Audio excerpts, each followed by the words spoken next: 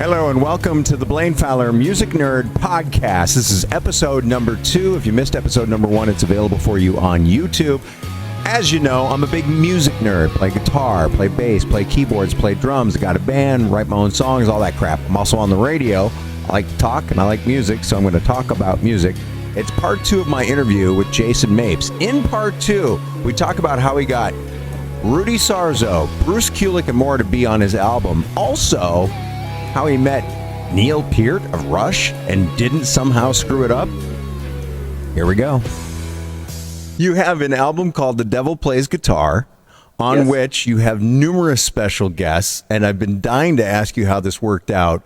Rudy Sarzo, Bruce Kulick, there's a few other guys on the album. Let's start with Rudy. How did you get Rudy to play on your album? I know this is going to sound like I'm painting over it, but I actually just asked him. Okay, then how the hell did you just ask Rudy? Did you tweet him? Well, no, I mean, I've met Rudy many times over the years. It was one of those things where, like, I tried to think of it when I actually first met him. Now, when I used to play in a touring band. Right. And we actually Bad Side, right? Right. And we played some shows with Blue Oyster Cult when Rudy was the bass player for the band. Right. That's when I actually kind of got much more conversational with him. I met him before during the Quiet Riot days, and then once during the White Snake days, and things like that. We had a lot of meetings and just quick interactions. Right. But when I actually started playing shows with with Blue Oyster Cult, then I was like, okay, got a chance to actually have a couple of conversations with him. We've always interacted on social media, and when I had the album written and we were getting ready to record, I asked him if he would be interested in, playing on a song. He said, I'd love to. That'd be great. Send me the song. Well, I sent him, I forget what the first song I sent him was. Oh, the first song I sent him was one that's called Gonna Make You Mine. Mm-hmm. I thought it's very White Snake kind of sounding. It's got one of those rolling riffs like Black Dog or Still in the Night. Right. That has a that right. kind of thing. Yeah. This would be perfect for Rudy because he played with White Snake all those years. Plus, there's some of that stuff in Ozzy's music, and I said this would be great, right up his alley. He'll love it. Well, he had so much fun with it. He said, "Well, what else you got?" So that's awesome. And that's what it became. And he ended up he's actually on 6 tracks of the record. Yeah, and he's in 2 of the videos, right? He's in 2 of the videos so far, but we're actually going to be filming another one, and I'm hoping he's going to be able to do that one as well. So we've got another one coming up. It's actually not the next one; it's the one after that. We've been we're mapping out.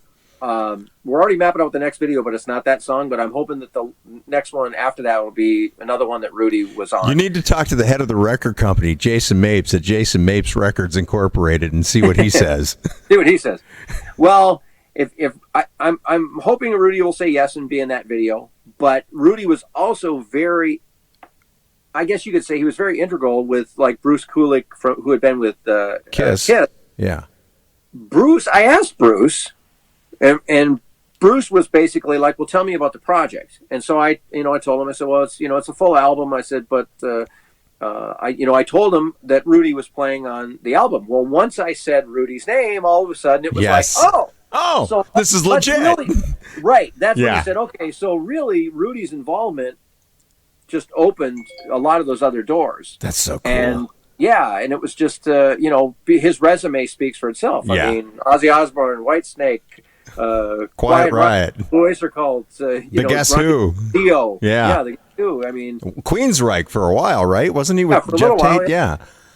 So I mean, that amazing. resume basically says to other people, "Okay, this is a professional project," and and he's just one of the greatest human beings you could ever meet. He's very, very kind, very, very positive. He's into helping animals and shelters and things like that, and just a beautiful human being as well. In addition to being a fabulous bass player, So he's remarkable. He's such a, and he's the reason why most of this stuff happened, because the simple fact of him agreeing to be he was the linchpin for it. Right, he became the guy that opened all these other doors without even. I didn't know it was going to do that. It just happened to fall into place. I never thought about it that way. But I just wanted Rudy Sarzo to play on. I'll give you credit though, Jason. You had the balls to ask. so many people will just be like, oh, there's no way he'd say yes, so I'm not even going to bother asking. Well, I will say this. I'm not saying that he would do that with everybody. We did have a little bit of a connection, so I don't want to, say, hey, everybody in America, pick up the phone and call Rudy Sarzo. He's your guy. Because, it certainly wasn't that either. But, it was just a lot of people. It was like, did I have something on him? Did I blackmail him in order? Right, exactly. No. And I'm sure that if my material was bad, he probably would have, very kindly said, I'm just too busy right now. Right, exactly. I've got other things going on. David Coverdale wants me to talk about the 30th anniversary of something. Right. Yeah. And it would have been easy for him to blow that off. And I'm not trying to pat myself on the back, but the material was good enough. No, it's good stuff. Yeah. That I felt that I had at least the confidence to ask, because I also felt it was there. I felt that the material was world class enough that I'm like, okay, this is the best material that I've written in my life. And I thought, all right, I'm going to ask. Yeah. What you say is no. And I did ask some people that said no. Not everybody said yes. Who said no? Will you say? You don't have to. I'd rather not, because Okay. I'm still friendly with those people, but I'm just saying that some people did say no. And you've still got new songs that they could play on in the future, right? Maybe. And one of the guys that said no, once he heard the song, said to me, I wish I had said yes. Oh, that's awesome. That's even better. That's almost better than him playing on it. So yeah, I was like, all right, That's but awesome. It was also one of the guys that said no also made it that when he said no, I then asked Bruce Kulick, just saying, you know what, I'm going to ask. What's the worst you can say? I've already heard no. Yeah, exactly. And he said yes. So you kind of go, so would that have happened? I don't know. Some of that Kismet stuff where you're like, Well, and you know what? The funny thing is, you and I both grew up huge Kiss fans, and Bruce was in the band really when you and I were playing music together. He was the guitar player during the '80s for the majority of the time, and well into the '90s, and arguably might have been the best guitar player in the band in the history of the band. You could argue that he certainly. He versatile. He certainly was a very versatile player, and you could not say that. You could say somebody else might be equal, but he was at least as good as any other guitar player they've had in that band. Yeah, and super professional and super easygoing. Exactly. And could write. Well, and what he did on my song that he played on, everybody says when they hear this, and I'm talking about like the video editor for that, they're like, you couldn't have had a better solo for this song. It was like it was perfect for that song, and that's how good he is. He just heard it and said, okay, I know what exactly needs to be played on the song. Okay, I'm curious about that too, though, Jason, because you're a guitar player and you're very good, and it's your song, it's your album, it's your name on the cover and all that stuff. How much direction did you give Bruce Kulick when he did lay down the guitar solo for? It was The Devil Plays Guitar, right? Right, he plays on the title track. Right. The only thing I said to him, because he was talking about sounds, we never talked about what he would play. Okay. The only thing that I said to him is there was a song that was on an album called Carnival of Souls. Now, most people don't know that record because it's not. It came out when the band had already started the reunion. Mm-hmm.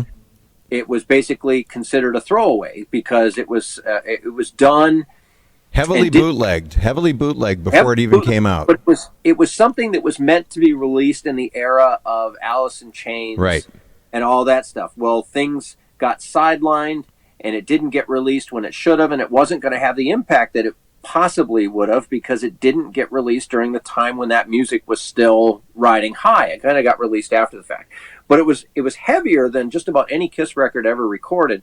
But there was a song in there called Rain, and I loved what he played on there so much.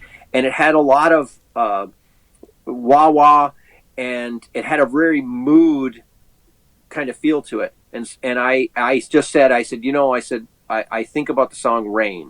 And he goes, okay. He says, I know exactly what we need to do then. But I think that was the only that I would even call direction that I gave. But I said, the song Rain that you did on Carnival of Souls. Plus, he also liked the fact that I referenced a song that wasn't like, oh, I want you to play something like Tears Are Falling. Right. That everybody knew. It was something more like, no, this is a little more something obscure. Right. And I think Bruce also, after a couple of years in Kiss, he really found his groove going into Hot in the Shade, and especially Revenge. Oh, Revenge is amazing. Exactly. And then the album Great after, Carnival of Souls, Mm-hmm. and that was where I think, he was fully in his stride at that time. And when he was playing those songs, I think he was really at the top of his Kiss game for those albums, that consecutive series of albums, and probably at his creative best. And so I think that he enjoyed the fact that I was referencing something that I think he found, personally favorable, but at the same time, he realized that mood would kind of fit that song as well. I want to ask you about that because you and I both grew up on Kiss. I mean, I feel like Sault Ste. Marie is like the unofficial city of Kiss, and Van Halen and AC/DC and all that kind of meat and potatoes rock and roll. Well, Kiss played there once. They did play Sault Ste. Marie once. I was there. Yeah, I was there too. I was in the third row with my brother John at the casino. Now Van Halen never did, but Sammy did. Yeah. Sammy played there solo 2 nights. He played 2 nights there in Sault Ste. Marie, and I did get to meet him that night too. Sammy's a sweetheart. Sammy is one of the nicest people. I did a couple things with him. I was doing rock station. I was working for a rock station in Minneapolis. And I got to meet him once, and I did a phone interview with him. And the nicest, most generous person as far as time. He could talk all day. Yeah. Somebody has to haul him away, basically. It's kind of like... That's what we were interviewing him for the radio. Scott Cook was interviewing him. I was kind of doing the filming and just kind of because we were videotaping. And, right. And you guys are ahead of it. Good for you. Yeah, but Scott knew exactly how to keep Sammy going. And so he made some kind of comment. Next thing you know, you could see the people are kind of going, Sammy, we got to go on stage here. Yeah. And he's just like, all right, well, I want to tell you one more story before I go. And we did that when I worked at a country station in Minneapolis. We made Garth Brooks late for his own show. But some of those guys, they just love to talk. Yeah. Now, another one, this is just a quick side story from that, just to go there. But another one is Mike Reno from Loverboy. Mm-hmm. He will tell you stories while the music that's queuing up for Notorious is playing. Yes. Like the band's already kicked in, and great song, by the way. Drummer going, hey, we gotta go, and they're like, he's got like 30 seconds to be on stage. I actually have a video of him doing that because my old band played some shows with Loverboy too. That's hilarious. And he's talking to us, and we're videotaping it, and they're going, come on! He's going, get your ass out here, man! You got a show to do. You hear the band playing in the background. You're like, no, you're not going to go. But fun stuff. Do you have what's your favorite Kiss album? I'm gonna say Alive. Yeah. Just because that's the one that kind of changed my entire world. Yeah. That was the one that the reason why I'm a musician, performer, Fair enough. Yeah. all that stuff. Yeah. Is because of Kiss Alive. I would say for me it's Kiss Alive, but my favorite to listen to is Revenge, and then Creatures. Yeah, see, Revenge is probably my favorite studio album. Phenomenal. And Creatures probably second. I would say we're probably on the same wavelength there. Yeah. Destroyer fits in there. Yep. Rock and Roll Over also pretty close to those as well. But man, thank you so much, and it's just great to talk to you again too. It's been like 40 years or something like that, 30 years. Since we've actually been face to face. Yes, yeah. But I'm glad you asked. I'm so glad that you took some time to talk to me today because honestly, you, Gary, a couple other guys that I've played with over the years, I thought of immediately. My current guitar player, Walter, called me like the day of, and I had to talk him off the ledge. The day that Eddie died. I mean, yeah. I didn't cry when Eddie died because I knew he was sick, and I knew. Yeah, same way. I knew he'd been ill, and I'd seen the pictures when some paparazzi caught him out getting food or something. Yes, he didn't look well. Yeah, he did not look well. I was like, wow, that's Eddie's not feeling well. But I remember earlier this year, 1,000 years ago, before pre-pandemic, when Neil Peart died. I was scheduled to go to men's retreat, a Catholic retreat. And I went, even though Neil had died earlier that day. And I skipped out early because I needed to get home and listen to Rush. Yeah, that was another one. That was hard. And the fact that we didn't know he was ill. Right. So it was much more. I think it was much more traumatizing and stuff. And I actually, I think you read my story about meeting Neil. That I actually got to meet Neil, which was really rare. I have one of those. Tell me the story, because I want to share with everybody on the podcast here. This was actually when they played in Auburn, or not in Auburn Hills, but at DTE. Okay. Now, I had a pretty good relationship with record label guys back then, between working in radio, and I also worked for the Musicland Corporation. Okay. So I had a pretty good relationship with the reps, because I dealt with them either on the sales side of the coin, right, or on the airplay side of the exactly. coin. I just said, hey, can you get me good tickets for Rush? Because they were coming through, and I was like, I would. It was Vapor Trails was the album. Great album. And he said, you know what? He says, I actually think I can get you tickets. So he says, let me get back with you. He gets back with me, and not only does he have tickets, he says, I also have, a backstage for you. He says, I'll find you, but he says, pick up your stuff, pick it there. And he says, and I'll tell you where I'm going to be. And this was the early days of cell phone. This is before texting. You could do a call, but you couldn't. There was no texting back then. Right. This was 2002, 3, something like that. Yeah.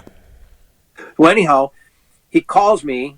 My phone vibrates, and like that, and I answer, and I'm like, I can barely hear him. He's like, hey, meet me over at the first stairwell. The first stairwell. I'm like, all right, what the hell's the first stairwell? You're like, first, there's all, it's everything. From what perspective? But he was like, he says, you have to hurry. Yeah. I'm like, okay. So I'm like, all right. Oh, I finally saw him. He was a short guy, too, so it wasn't easy. I find him as we're walking down. We're going down the side, getting to go through the back, and we're going to go back to that whole patio area. Yep. Been there. Yep. He's saying to me, he says, now look, he said, you have to control yourself. You cannot fangirl out. Yep. They'll escort you out of here. Yep. He said, they'll walk you right out. He says, you can't, he says, don't say anything that's like, oh, I love you guys, you're great, or anything. He said, I know that's the hardest thing ever. He says, but you can't. You just have to act like, hey man, it's nice to meet you. Right. You got to play it cool. Just be like especially Neil. He's not famous. He's not famous. You have to just keep telling yourself. He's just a guy. And I will tell you, he said that to me 17 times going back there. Because, one more time, don't say anything. Just. And I'm he like, knew you too well. Well, now he's got me nervous. Right. Now I'm like, I don't know what the hell I'm going to say. What am I going to say to Neil Peart? I can't say it. I'm afraid to say anything now because I don't want to. So you play the drums, huh? How's that been going for you?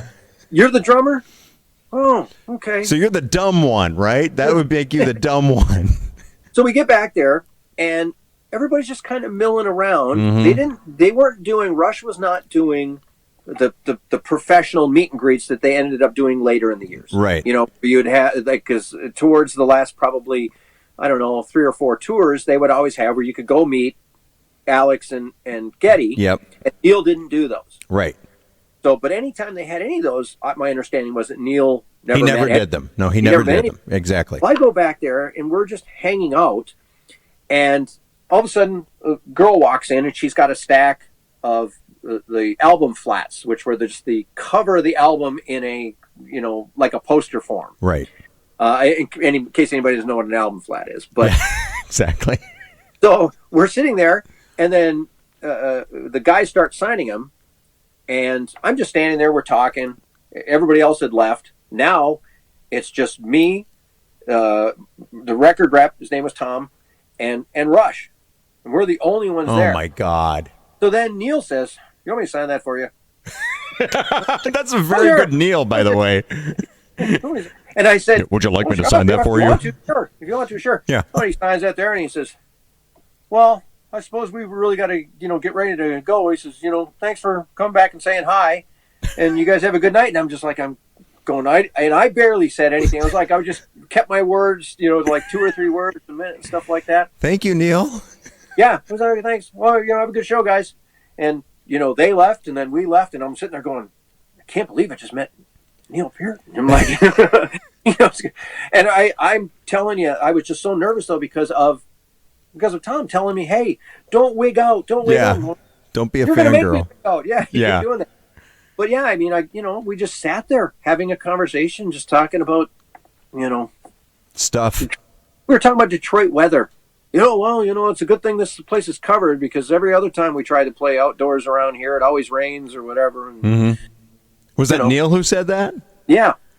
It's funny because he grew up on a farm, or he grew up in a farming community, St. Catharines, and his dad ran the tractor store or whatever. And he worked with his dad in the tractor store. And apparently, when they offered him the gig to be the drummer in Rush, a lot of people think that Neil was the original. He wasn't. There was a guy named John Rutsey. But somebody came out in a Corvette. And in the Beyond the Lighted Stage documentary, Neil's dad talks about, well, it's not every day when a Corvette pulls up to the farm and tractor store, and this guy comes out and he's talking to Neil, and I'm like, well, we should talk to Mom, and then, if this is something you really want to do, I guess you should probably do it. It's just like they're the most down-to-earth, cool people you'd ever hear. And that's exactly how we talked backstage. It was just very much like, we didn't talk about anything music. We didn't, it was just, I was afraid to get into any conversation like that, because I felt there was no way you're going to open up that door. Yeah. And then you can't close it. So I was like, well, yeah. And it's been really, it's been really warm lately. Yeah. It's been kind of humid here, Neil. You're right. Yeah. I wish I had a motorbike. Anybody ride a motorbike? Anybody got a motorcycle? Maybe after the show, we go for a ride, Just Neil. Okay. But yeah, it was a lot of fun. That's amazing. Sorry about the tangent. I know we were going to talk. That's fine. That's fine, man. No, that's great. Well, listen, I appreciate all your time. I know it's Sunday, so you probably want to go watch the Lions blow their lead. But thank you it might be too late. They've probably already done that. So. Oh yeah, they're probably in the throes of screwing up a perfectly good victory. But thank you very, very much, man. It's great to see you. Yeah, you too. All right, I'll talk to you soon. All right, take care, Blaine. All right. Thanks again to Jason Mapes for being my special guest on the Blaine Fowler Music Nerd Podcast, Episode 2. Great stories. I love his stories about meeting Neil Peart and especially getting Rudy Sarzo to play on his album. The album is called The Devil Plays Guitar. You can get it at jasonmapes.com. There's a little bit of it right there. Got a cool video for it, too. All things Jason related at jasonmapes.com. Another episode coming soon. We're going to nerd it up. Music Nerd Podcast, Blaine Fowler. Thanks for listening.